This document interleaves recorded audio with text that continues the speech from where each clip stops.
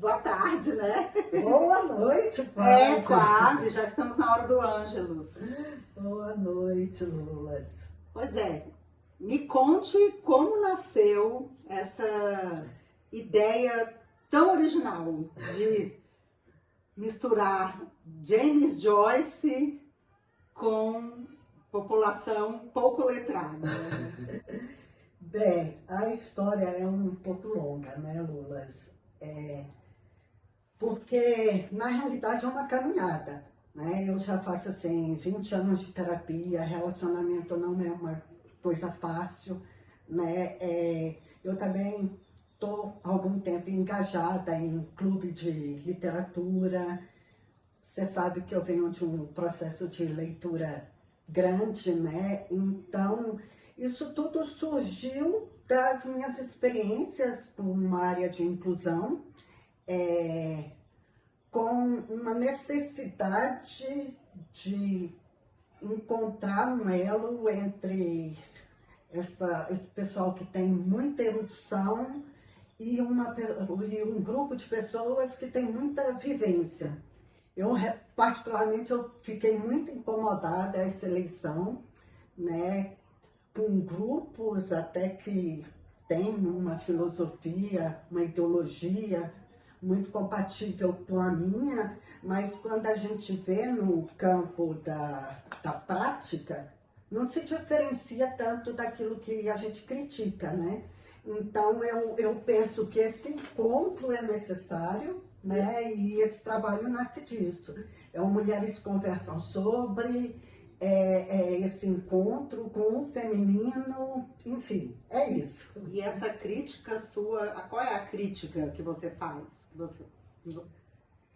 Eu penso o seguinte, a gente tem um grupo de pessoas na sociedade articulada com a capacidade crítica, né, de sociedade. Geralmente esse grupo, ele está nas academias, né, está nas escolas e, infelizmente, está um pouco à margem da produção, né, desse empresariado e dos campos até criativos da indústria cultural. Eles estão um pouco mais afastados, mas eles precisam conversar, né? E assim, eu não falei, mas esse projeto nasce dentro de uma faculdade de economia criativa, de um programa de mestrado de economia criativa. Então, quando você pensa em criatividade, você tem que pensar nesses pilares de inclusão, desenvolvimento, sociedade, crítica, né? E foi isso que eu tentei misturar e deu esse caldo aí, Lula. Aqui, ó, para quem não conhece, James Joyce, né? E aqui, esse é o trabalho, História e Terapia, uma cartilha que eu estou lançando aí, esse 16 de junho, que é o dia do Blues, e aqui é o material pedagógico da cartilha, é isso. Então, vamos conversar um pouquinho sobre essa história e terapia. Vamos lá. Como é que funciona esse processo terapêutico? Por meio da leitura de Joyce. Bem, quando eu comecei esse trabalho, eu não tinha nem ideia de como ele ia sair, né? Eu pensava, será que vai sair um podcast, sair um documentário, será que vai ser um livro, uma roda literária? Eu não tinha nem ideia. Mas aí eu estava cursando uma disciplina, né, que era narrativas. Professor Bruno, Alexandre Killing, um beijo. O Bruno é o filho dele, né? E aí ele falava muito de pensar um processo do início já sendo transmídia, que é um desafio de você criar para a televisão, já pensando no rádio, já pensando nas mídias sociais, já pensando na indústria, de como é que isso vai conectar lá na frente com a produção. Então, essa proposta de ser transmídia, eu já vinha com ela, eu só não sabia como, né? Então, essa historieterapia, ela nasce primeiro de um mapeamento de quem era James Joyce, Quem não conhece aí o irlandês, ele escreveu esse livro em 1900 e bolinho, não lembro das datas, mas é um livro que abre ali a literatura modernista, uma polêmica se ele teria ou não influenciado Guimarães Rosa ao Grande Sertão Veredas. É um livro que tem uma influência grande, né, na literatura modernista e o que veio depois. E é isso. Eu compreendi primeiro James Joyce, tentando compreender ali os afetos entre os personagens. James Joyce é muito intenso, né? Foi um prato cheio para a psicologia. Ele é estudado assim por Lacan. Lacan não chega a dizer que ele era um psicótico, mas tem elementos do subconsciente que aparecem no livro. Então ele estuda essas coisas, tal. É bem legal. Percorrer James Joyce, para mim, foi bem mais difícil que percorrer um projeto de criação, do design, Isso que eu ia perguntar para você agora. O que foi mais difícil, a transmídia ou a literatura? É porque a transmídia ela exige muita técnica. Por exemplo, eu pedi apoio a um colega, o Bill, dessa parte de gravação, e tá lembrando aqui, deixa para lá, eu pedi um apoio para ele e ele me falou o seguinte: Catarina, esse seu projeto aí, você levaria um semestre para fazer. Você tem material aí para um semestre. A gente não pode acabar isso em 2, 3 dias, né? E aí eu falei, Bill, me dê as coordenadas gerais que eu sigo, né? Então a dificuldade é isso, é você montar, aprender a mexer com ferramenta, mas isso eu já tinha um pouco de bagagem da universidade. Então, sim, você é jornalista de formação. Sou jornalista de formação, então isso para mim não era tão complicado, assim, eu não estava mergulhando igual partir para... Não era do zero, né? E aí a mesma coisa com o vídeo, na produção do documentário, né? A gente teve processos pessoas que nortearam, a Luciana, que esteve comigo lá na penitenciária feminina, do Gama, para aplicar esse projeto, para ver o que ele poderia acrescentar, né? Então, é isso.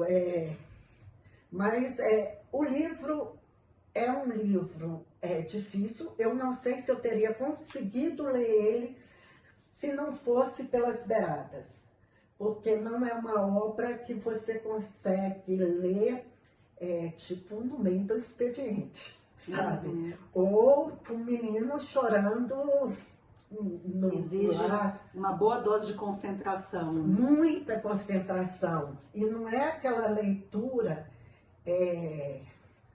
leve, assim, que você pode saltar na praia. Você ri do livro, ri das situações, mas até para você entender tem um pouco de delay. Entendi. Sabe? E tem algumas situações que eu nem me tocava. Eu me toquei porque tem muita coisa bacana no YouTube, né? Então o YouTube ajuda. Uns professores, até um falecido, acho que o Moni Nasser, ele traz alguns vídeos bem legais da interpretação dele de Ulisses e de Homero e de James Joyce. O tradutor foi genial também comigo, mesmo que na banca ele ficou meio assim, será que você está subvertendo um pouco o meu Joyce, né? Eu acho que rolou uma coisa assim. E como é que você conseguiu que o tradutor do Joyce estivesse na sua banca? O tradutor do Joyce, ele é novo, né? É um cara que você até estranha, porque você manda um e-mail assim, né, o doutor, o senhor, e não sei o quê, e ele manda lá, né? E aí você vê a aparência, ele tem uma aparência jovem, ele tem um discurso jovem. Então ele está conectado com as transmídias. Ele Eu percebi que ele tem ele é meio digital, assim, porque ele fez ali um Ulisses 100 anos em comemoração ali, uma onda de lives com pessoas, professores do mundo aí. Isso já facilitou o diálogo, né? Facilitou o diálogo, ele é acessível, né? Eu penso que ele tem consciência do percurso que é, né? Às vezes eu fico assim, gente, como Galindo conseguiu isso? Como ele fez isso? Não é assim, me surpreendeu. Como Galindo matou umas charadas. Para falar a verdade, esse livro do Ulisses, ele tem 3, 4 traduções para o português. A última que eu vi era não sei quantas mãos, 32 professores, aí, sei lá. Um por capítulo, mais os assessores. E cada capítulo desse é um estilo completamente diferente. E isso eu imagino que demanda muito do tradutor. O Joyce escreve cada capítulo de uma forma diferente. Ele é audacioso, um como se fosse manchete de jornal, o outro como se fosse uma ciranda de personagens que um passa na mão do outro e você vai descobrindo onde é que está a cena. Outra em forma de incubismo, que chama, que é meio sonho, meio vertigem. Aí tem um capítulo que é o final, que é o grande badalado pelas mulheres, que eu uso muito, que é o fluxo de consciência. Fluxo de consciência é um devaneio, aquele que a gente começa a pensar e falar e sem conexão alguma. Né? Deixa fluir, né? Deixa fluir. Tem isso e tem também o catequese, que chama, que é tipo um sermão de padre. Mas assim, é cada coisa fabulosa dentro desse contexto. Que mais me chama a atenção, o julgamento do Leopold Bloom. É fantástico. O personagem sendo julgado pelos pensamentos sórdidos dele. Há coisas que nem aconteceu. E são assuntos ligados à paternidade, à sexualidade, coisas que ele não fez, coisas que acusam ele sem ele ter. Ele fazendo uma autoterapia, então. Na realidade, eu nem sei se Leopoldo Bloom lhe agradava como personagem passar por esse processo terapêutico tão intenso. Mas, em termos de terapia, eu acho que começa quando Leopoldo Bloom decide sair pela cidade. A Molly Bloom, que é a esposa dele, está lá dormindo no quarto. Ele recebe uma carta. Tem a carta da filha dele, tem a carta do empresário, da Molly Bloom, que é uma cantora de ópera. E aí ele vai entregar essa carta para Molly. Aí ela esconde meio que assim, ela é meio... Eu não gosto de dizer que a Molly é dissimulada, porque ela parece um personagem muito honesto. Né, me pareceu. Mas assim, ela joga a carta de lado e continua conversando com ele. E nesse percurso todo, ele já se imaginou, eu estou sofrendo uma traição.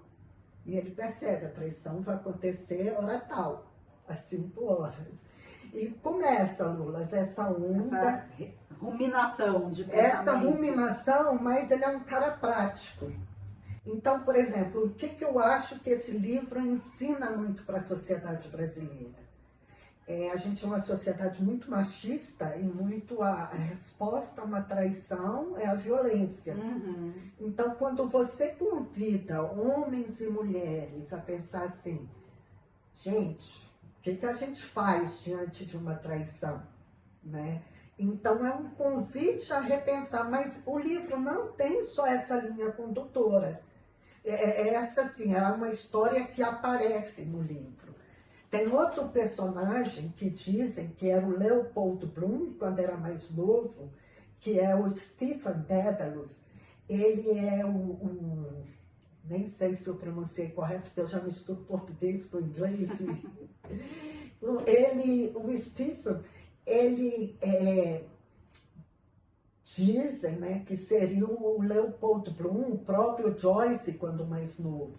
Ele faz esse cruzamento de um jovem melancólico que está sofrendo a perda da mãe, está sofrendo essa sensação de você estar desgarrado do mundo, né?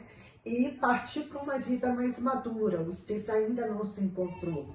O Leopold Bloom seria o próprio Joyce, que é um homem que já está... Então tem um romance de formação dentro do romance. Exato. E aí tem aí uns 20 anos que o Leopold Bloom já elaborou isso que o Stephen está passando. Uhum. Então, para mim, foi muito legal, cada um entende Joyce de uma maneira. O que eu fui para entender um processo meu, né, de contribuição minha ali. Eu mapeei os sentimentos ali do personagem. Um dos meus insights, tem uma professora da UNB, uma psicóloga, que ela coincidentemente fez um trabalho na penitenciária, que era Vergonha no Cárcere, é o título. Ela fez em colaboração com a outra pessoa, né? E desse Vergonha no Cárcere, ela sugere o ecomapa e o genograma, que são duas estratégias para a pessoa falar sobre si. Uhum. Né? Então, quando eu vi a professora, acho que é Julita Butler, ou é Júlia, enfim, memória não é comigo, gente. E aí, quando eu vi ela tratando aquilo, eu falei, pronto, eu vou entender os personagens aqui, esse meio, essa energia que circula no livro, que é a sociedade de Dublin da época, você entender que aqui é uma realidade amistosa, naquele ambiente ainda que ainda existe muito ainda em algumas cidades. Existia em Taguatinga, né? Hoje não mais. Hoje eu vou a Taguá, a sensação é que todo mundo está nas suas casas. Sim, todo mundo atrás das grades, literalmente. Em um computador. Sim. Então, o que ocorre ali é que existe ainda aqui na sociedade aquele ambiente de zombaria, de boteco, de piadas preconceituosas. Uma me chamou muita atenção, que é um cara, acho que até o próprio Stephen, ele está numa conversa, ela está lá numa banca de jornal, uma coisa assim, e aí ele está se escondendo da irmã dele, uma coisa assim, a irmã dele entra numa livraria, mais ou menos uma cena assim, aí ele pensa, o que uma mulher estaria fazendo numa livraria a uma hora dessas? Primeiro que uma mulher não poderia estar numa livraria, e a irmã dele queria estudar francês. Isso ele já viu ali uma aberração. Isso para mim foi muito forte, quando você fala de mulheres, assim, quando você vê que até pouco tempo as mulheres não podiam estar numa sorveteria, Uhum. né? E assim, as mulheres não poderiam ir a uma livraria. Isso foi ontem, né? Sim. Isso foi ontem. Enfim, mas... E como surgiu essa ideia de... Você, quando pensou em trabalhar os afetos do livro, você já mirava um grupo específico que foi o grupo das encarceradas? Ou como você chegou no grupo das encarceradas? Lula, ocorreu o seguinte, eu sou jornalista, sou da área jurídica ali, trabalhamos juntos durante muito tempo, e eu sempre ouvia nesses seminários jurídicos essa seguinte situação: quando os homens são encarcerados, recebem apoio das companheiras, elas fazem filas para estar junto deles. Quando as mulheres são encarceradas, elas são esquecidas, né? Isso me incomodava, sabe? Porque, não sei se da minha formação, eu penso que erroneamente até, eu tenho esse centro do masculino muito forte em mim, de me completar numa figura masculina. Eu tento até me libertar disso, mas não funciona muito bem. E aí isso me doía, quando você vê esse drama dessas mulheres. Não sei aí, quem já sofreu dor de amor, né? Dói, como diz meu irmão, é aquela dor de corno, né? A dor de amor é machuca, né? Sim, é um luto, né? E aí isso já me machucava, né? E trabalhando nesse processo um pouco, conhecendo mulheres, eu sempre tive um problema, não contigo, graças a Deus, porque eu tive mulheres boas, mas foram poucas na minha vida, assim. Em relação, eu acho, o número de pessoas que eu convivo. Eu não sei se meu problema é com grupos ou com grupos de mulheres. Eu quero até me aprofundar nesse nesse tema de grupos. Eu comecei a trabalhar isso num livro meu chamado Organizações Inclusivas, o que a comunicação pode fazer pela pessoa com deficiência, mas esse universo relacional das mulheres eu acho difícil. E eu sempre falei para você, eu sinto falta de amigas, assim.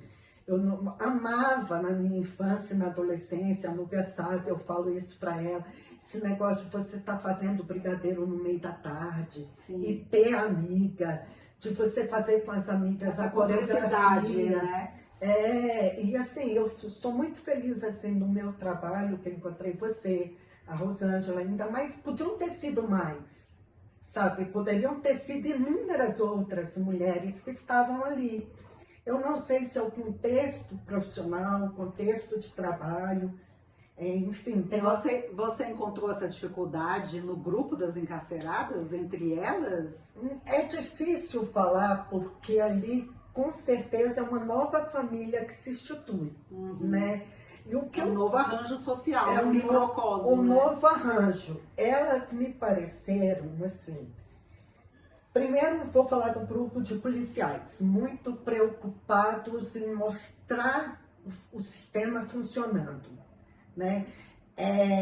Eu lidei com uma policial maravilhosa, né, a Jusileide, pelo tom de voz dela, você vê que ela tem eu não vou falar nem um sentimento, porque não dá para falar quando se fala em nível de cárcere, sabe?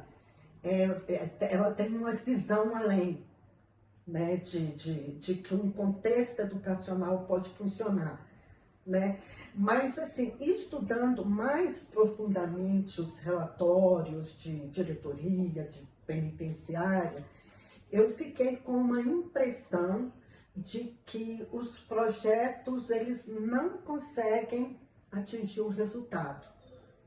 Porque tem até uns projetos ali de nome bonito que parece que está engatando. É um projeto solto ali, por exemplo, de igrejas. Tem um que você coloca, tem lá a mulher ideal, mas assim, você não encontra a fundamentação do trabalho. Talvez esteja nas secretarias, aí teria que aprofundar. Primeiro esse universo, né, de policiais. E que eu percebo que a gente vai perdendo algumas noções entre o público que você está lidando. Comigo não, né? Mas, por exemplo, em boa parte das vezes você flagra esquece por favor, não existe. Por favor, dá licença, desculpa, sabe? Essa relação de policial com detenta. Você, por exemplo, não é com todas, mas você percebe que aquilo lá falha. Então, assim, eu estando distante, pode ser que isso se apresente mais. Então, esse cuidado com as questões mínimas. Mas isso, depois eu comento uma outra coisa, ou melhor, vou logo me antecipar. O que eu percebi ali em relação à condenação. O que eu percebi é isso, quando você sofre uma condenação, e aí no meio dela já não importa mais se a condenação é tão grave ou não, para a sociedade, pronto, escorregou. Então, ser condenada por uma infração menor já te habilita para uma maior muito facilmente, né? Agora, do grupo de detentas, o que eu posso falar? Eu estava com vontade de encontrá-las, uma expectativa, eu não sabia como eu seria recebida, não sabia se ia ser julgada, não sabia se... Eu fui muito com um espírito muito aberto, sabe? Primeiro que eu estava nessa de procurar amigas. mulheres, né? Que pudessem sair um pouco do que eu já tinha internamente. Sim. E dessas mulheres, por que eu escolhi elas, né? Que você perguntou. Sim. Primeiro que eu queria testar o limite ali a privação de liberdade é o limite mais agonizante, eu acho. Molly Bloom, ela sofre uma privação da sociedade da época, porque ela tem vontade de estar no palco, ela tem vontade de brilhar, ela tem vontade de ser cortejada, de receber um elogio dos colegas do Leopold Bloom. Ela tem essa sede de estar brilhando, né? E ela chega a ser desaforada por conta disso. Tipo, não olhou para mim, né? Sim, porque eu também estava me sentindo ótima e cansada. E ferrei no sono assim que me estiquei na cama, até aquele trovão me acordar que nem se fosse o fim do mundo. Deus! Depois que eu tirei aquilo tudo, com a persiana baixada, depois de eu ficar horas e me vestindo e perfumando e penteando, aquilo parecia um ferro. Ou algum pé de cabra grosso de pé o tempo todo. Ele deve ter comido ostra, eu acho. E eu tava assim, o que eu vou encontrar, né? E eu queria um grupo porque mulheres, eu cheguei a participar de um grupo, Mulheres que Amam Demais, foi uma reunião. Cheguei lá, o script me pareceu muito, tipo, drama, drama, drama. E como eu já venho de um processo terapêutico longo, que eu conheço, 20 anos ali, né, a gente fala, você tem isso, aí eu vou atrás disso, aí o outro fala, não é nada disso, é outra coisa, aí você vai estudar outra coisa. Aí não, a ciência moderna aponta isso, aí você vai estudar a ciência moderna para tentar se encaixar nisso tudo, né? E aí, nesse grupo de mulheres, eu estava assim, o que vai ser? Eu vou precisar testar tudo. Eu encontrei um grupo muito amistoso, mas assim, a própria Jusileide, ela já selecionou, eu penso, né? Agora, entre as detentas, pessoas extremamente ansiosas para participar, para tentar ajudar, né, para tentar colaborar contigo, me chamar de professora, faltava chamar de tia, né?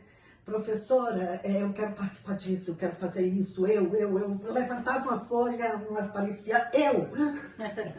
Sim, porque eu imagino que é uma necessidade, isso que você falou da Molly Bloom, de ela querer brilhar. Você quando está num grupo que está marginalizado, inclusive, você se sente menos do que um indivíduo, às vezes. Então era uma necessidade de... Eu sou um indivíduo, eu tenho nome, eu quero que as pessoas saibam quem eu sou.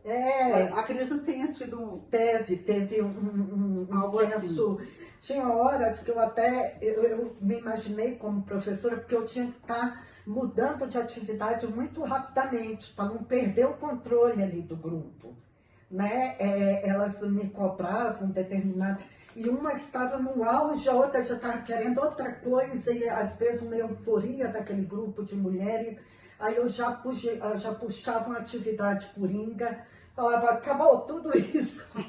Como se fosse uma classe de crianças, né? E aí eu percebi, por exemplo, tanto que faz falta na nossa vida aquele professor de escola primária, sabe? Sim. Porque é um processo que não foi resolvido lá atrás. Exatamente. Tipo aquele negócio, senta, calma, é a sua vez, vai chegar. O desespero é tão grande, sabe? E assim, eu fui muito bem acolhida pelas detentas, acolhida também pelo policial. Tu conversar com um policial, com um grupo de poder, não é fácil, assim. Eu tô gente é escolada nessas relações com a hierarquia, né? Com o superior do judiciário. E, assim, você ter acesso, conversar, se mostrar útil, é complicado, né? E as meninas encarceradas, qual foi a reação delas quando você chegou com um livro e propôs que elas falassem dos sentimentos delas? Aí tem a fase A e a B. A fase A foi o processo onde iniciou, porque eu não sabia que iria resultar nesse trabalho, né? Eu pensei num conjunto de atividades do que eu vivenciei na vida de processo terapêutico, de pesquisar coisa de literatura, roteiro, e fui muito por criação de roteiro, como é que se cria histórias, filmes, e para trabalhar esse negócio de... Você achou que ia ser uma coisa e virou uma outra coisa? Em termos, eu não estava tão perdida aí, porque o Spinoza, que é um filósofo ali do século XVII, eu li um trabalho da professora Marilena Chaui, pessoa que admiro demais, e ela me deu uma visão bem consistente do pensamento ali do filósofo. E somando a isso, eu fui convidada a umas leituras sobre a feminista norte-americana Bell Hooks. Então eu li Ensinando a Transgredir, o que é o amor, lidando com sociedades negras e tudo.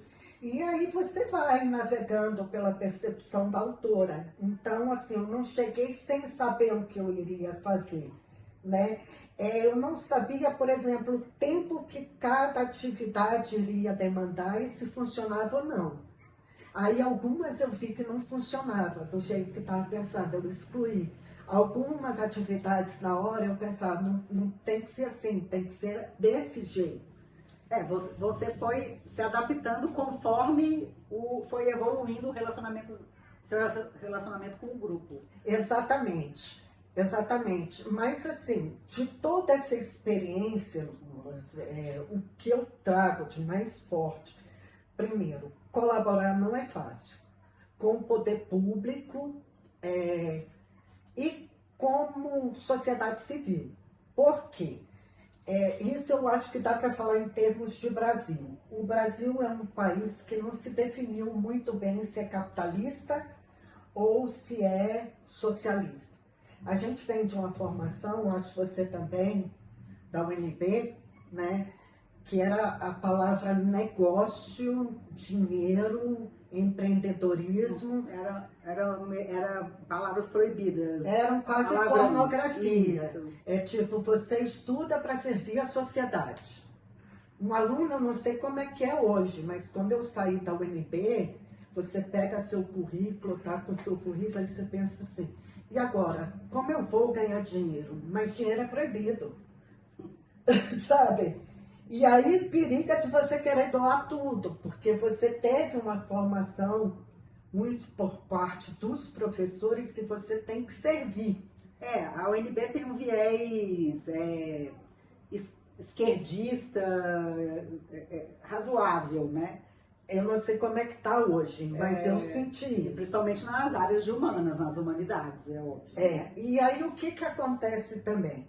Quando a gente vai estudando economia, mercado, dinheiro, marketing digital, aí vem mas por que você está ganhando dinheiro? As pessoas não têm ideia que qualquer projeto movimenta capital e que você mobiliza. E, por exemplo, não adianta, se eu doar tudo que eu tenho, eu não vou receber. As pessoas desconfiam de quem doa, as pessoas desconfiam de quem faz dinheiro, entendeu? E as pessoas, não sei se desconfiam de quem gera emprego. Porque se a desconfiança chegar a esse ponto... Mas, assim, minha vontade em relação a esse projeto é isso. Que consiga conectar esse viés de letramento, comunidade letrada com a comunidade menos letrada, inserir num plano de geração de renda, né, para que as mulheres, quem saiam aí na frente, não consigam um financiamento Google e produzam seus podcasts. Eu penso muito em programa Mulheres Conversam Sobre, na periferia, para essas mulheres gravarem. Você queria, então, fazer uma uma espécie de formação com essas encarceradas para que elas produzissem os próprios conteúdos. Exatamente, porque os conteúdos delas, é porque esse discurso, pobre é ignorante, a pessoa que não tem informação é ignorante. Comigo nunca colou muito bem, né? As pessoas têm bagagem. Às vezes elas não têm. Eu gosto do Joyce, porque Joyce, ele coloca a comunidade letrada no chinelo. Ele pisa na comunidade letrada. Ele fala, e agora? Sabe, vocês que estão aí, o que vocês fazem comigo? Sim. Sabe? Mas é isso, em síntese é isso, Luciana. Muito bacana, parabéns pela iniciativa, porque é muito original e muito comovente ter essa experiência de ver as encarceradas lendo frases de Joyce à maneira delas e interpretando à maneira delas como mulheres, ou os sentimentos tanto da personagem Leopold Bloom, Molly Bloom, como do Leopold Bloom, sim, claro, casados. Então, assim, muito bacana essa ideia. Legal. Obrigada, gente. É isso. 16 de junho, Bloomsday, comemorando aqui, com a amiga Luciana, James Joyce, Story Terapia. Eu fiz um trabalho simples para mulheres de baixo letramento, mas pode ser aproveitado aí pela comunidade letrada, contar suas histórias, reescrevam as suas histórias, e é isso. Tá joia? Beijo para vocês. Obrigada.